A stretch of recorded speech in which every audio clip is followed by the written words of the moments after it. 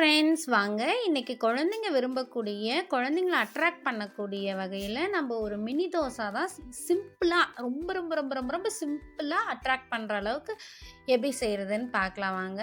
அதுக்கு நான் நார்மலான தோசை மாவு தான் எடுத்திருக்கேன். அதில் இந்த மாதிரி உளுத்தம்பருப்பு வாங்கின கவரில் இந்த மாதிரி நல்லா ஓப்பன் பண்ணி விட்டுட்டு அதில் வந்து ஒரு பாதி அளவுக்கு மாவை ஃபில் பண்ணிக்கலாம். பாதி அளவுக்கு மாவு ஃபில் பண்ணிவிட்டு ஒரு லப்பர் பேண்ட் போட்டு அதை நல்லா டைட்டாக லப்பர் பேண்ட் போட்டுக்கலாம்.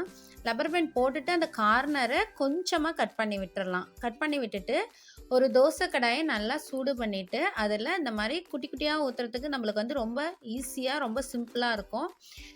நம்ம வந்து இதை நல்லா குழந்தைங்க இன்னும் அட்ராக்டிவாக வேணும் அப்படின்னா நம்ம வந்து இதிலே டிசைனாகவும் போட்டுக்கலாம்.